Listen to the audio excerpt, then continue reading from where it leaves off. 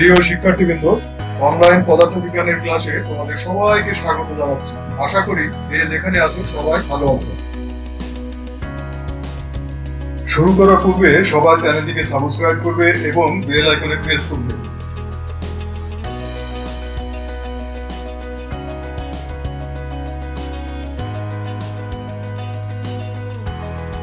প্রিয় শিক্ষার্থীবৃন্দ, আজকে আমরা ভেক্টর অধ্যায় নিয়ে আলোচনা করতে যাচ্ছি।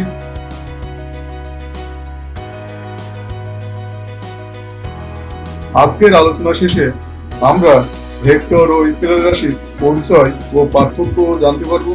ভেক্টর রাশির যোগের ত্রিভুজ সূত্র, বহু সূত্র, সামগ্রিক সূত্র ও বিয়োগের সূত্র বর্ণনা ব্যাখ্যা করতে পারব। এখন আমাদের আলোচ্য বিষয় স্কেলার রাশি ও ভেক্টর রাশি। ভেক্টর রাশি যে সকল রাশির মান ও দিক উভয়ই আছে তাদেরকে আমরা ভেক্টর রাশি বলি, যেমন বল, বেগ, সরণ, ত্বরণ ইত্যাদি। বল এর একটা সুনির্দিষ্ট দিক থাকে এবং মানও থাকে, সেই কারণে বল একটি ভেক্টর রাশি।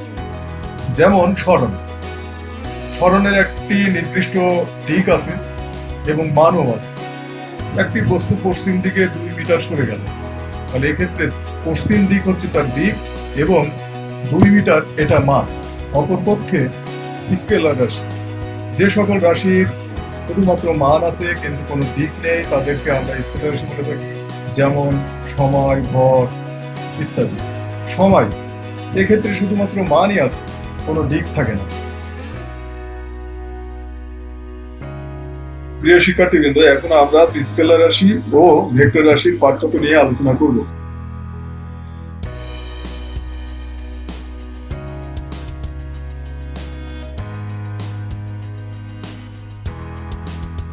ভেক্টর রাশির ক্ষেত্রে ভেক্টর রাশির মান ও দিক উভয়ই আছে, কিন্তু স্কেলার রাশির মান আছে তবে দিক নেই। ভেক্টর রাশির যোগ, বিয়োগ, গুণ, ভাগ সাধারণ গাণিতিক নিয়মে করা যায় না। অপরপক্ষে স্কেলার রাশির যোগ, বিয়োগ, গুণ, ভাগ সাধারণ গাণিতিক নিয়মেই করা যায়। ভেক্টর রাশির মানের পরিবর্তনে, দিকের পরিবর্তনে এবং মান ও দিক উভয়ের পরিবর্তনে পরিবর্তিত হয়, কিন্তু স্কেলার রাশির ক্ষেত্রে শুধুমাত্র মানের পরিবর্তনে স্কেলার রাশির পরিবর্তন ঘটে। দুটি ভেক্টর রাশির মান শূন্য না হলেও তাদের যোগফল ও গুণফল শূন্য হতে পারে। অপরপক্ষে দুটি স্কেলার রাশির মান শূন্য না হলে তাদের যোগফল ও গুণফল শূন্য হতে পারে না। প্রিয় শিক্ষার্থীবৃন্দ, এখন আমরা ভেক্টর যোগের ত্রিভুজ সূত্র নিয়ে আলোচনা করব। সূত্রে বলা হয়েছে, একটি ত্রিভুজের দুটি বাহু যদি একই ক্রমে দুটি ভেক্টরকে নির্দেশ করে তাহলে ত্রিভুজটির তৃতীয় বাহু বিপরীত ক্রমে উক্ত ভেক্টর দ্বয়ের লব্ধির মান ও দিক নির্দেশ করে। আমরা নিচে ডান দিকের চিত্রে দেখতে পাচ্ছি একটি বস্তুর উপর দুটি ভেক্টর পি ও কিউ একই সময়ে ক্রিয়াশীল।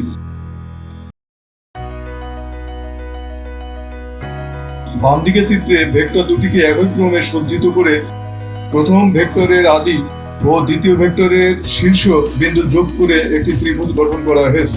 এক্ষেত্রে ত্রিভুজের তৃতীয় বাহু পি ও কিউ ভেক্টরের লব্ধিকে নির্দেশ করে, অর্থাৎ AB vector plus BC vector equal to AC vector.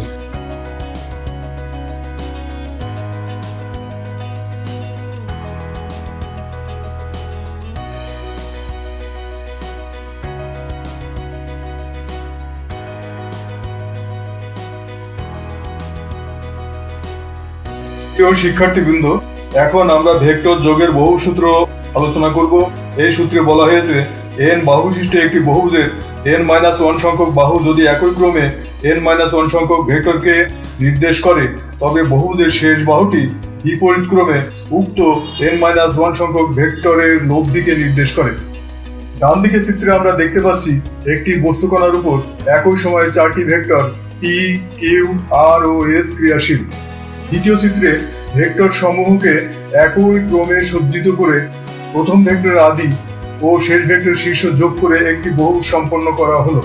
সুতরাং বহুভুজের শেষ বাহু এই উক্ত 4টি ভেক্টরের লব্ধি, অর্থাৎ এই vector equal to AB vector plus BC vector plus CD vector plus DE vector, that is লব্ধি R vector equal to E vector plus Q vector plus R vector plus S vector. প্রিয় শিক্ষার্থীরা, এখন আমরা শিখব দুইয়ের অধিক vector রাশির লব্ধির মান ও দিক কিভাবে নির্ণয় করা যায়।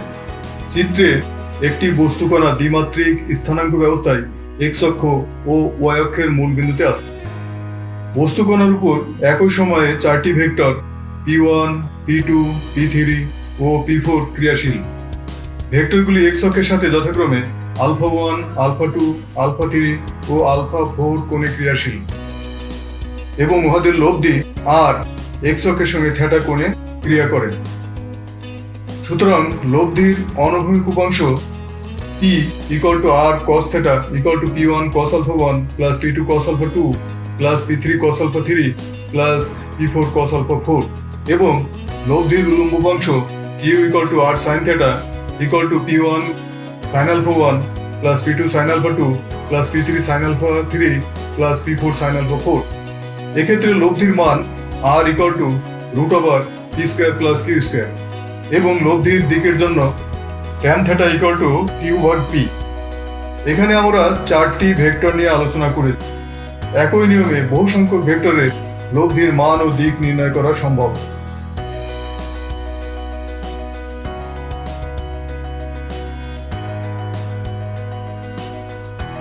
প্রিয় শিক্ষার্থীরা, এখন আমরা শিখব ভেক্টর রাশি যোগের সামুদ্রিক সূত্রের বর্ণনা ব্যাখ্যা।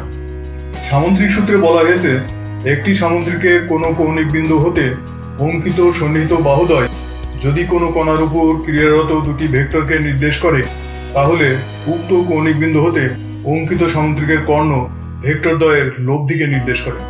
চিত্রে আমরা দেখতে পাচ্ছি ও এ বি সি একটি সামুদ্রিকের ও বিন্দুতে একটি বস্তুকণার উপর একই সময়ে ও এ ও ওসি বরাবর যথাক্রমে পি ও কিউ দুটি ভেক্টর ক্রিয়াশীল।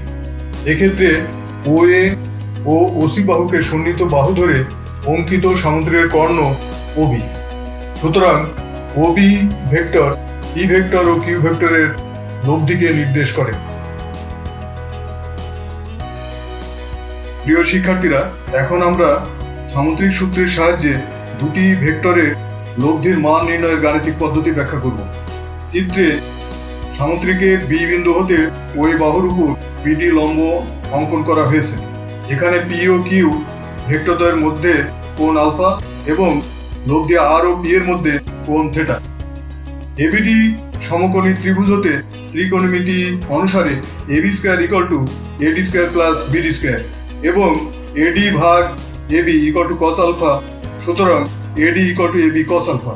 আবার BD ভাগ AB = sin আলফা। সুতরাং BD = AB sin আলফা। ত্রিভুজ OBD সমকোণ। সুতরাং OB² = OD² plus BD² বা OB² = OA plus AD² plus BD² বা OB² = OA² plus 2OA into AD plus AD² plus BD²। উপরের সমীকরণের সাহায্যে OB² = OA² plus 2OA into AB cos alpha plus AD²। এখানে OB = R, OA = P, AB = Q। সুতরাং R² √p² plus q² plus 2pq cos alpha। এভাবে আমরা সামুদ্রিক সূত্রের সাহায্যে দুটি ভেক্টরের লব্ধির মান নির্ণয় করতে পারি। এখন আমরা লব্ধির দিক নির্ণয় শিখব। ত্রিভুজ OBD সমকোণী। সুতরাং tan θ = BD divided OD বা tan θ = BD ভাগ OA plus AD। যেহেতু BD = AB sin alpha এবং AD = AB cos alpha, সুতরাং tan θ = AB sin alpha ভাগ OA plus AB cos alpha। এখানে OB = Q এবং OA = P।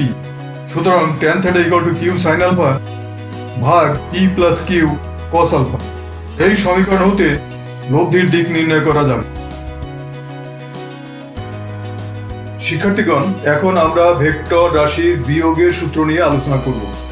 চিত্রে OB ভেক্টর = P ভেক্টর এবং OA ভেক্টর = Q ভেক্টর ভেক্টরদ্বয়ের শীর্ষদ্বয়ের সংযোগ রেখা AB P ভেক্টর ও Q ভেক্টর দ্বয়ের লব্ধি R ভেক্টরকে নির্দেশ করে।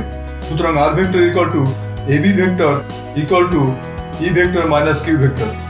আবার কিউ ভেক্টরের সমান বিপরীত ভেক্টর মাইনাস কিউ ও ই ভেক্টর নিয়ে গঠিত সামুদ্রিকের কর্ণ OC vector equal to R vector হবে।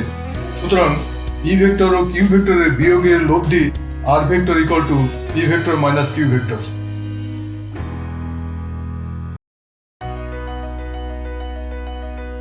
শিক্ষার্থীরা, আজকের পাঠ এখানেই শেষ। এই পাঠ সম্পর্কে তোমাদের যে প্রশ্ন আছে তা নিচে কমেন্টে জানাও এবং ভিডিওটি সহপাঠীদের সাথে শেয়ার করবেন। দেখা হবে পরবর্তী পাঠে। আল্লাহ হাফেজ।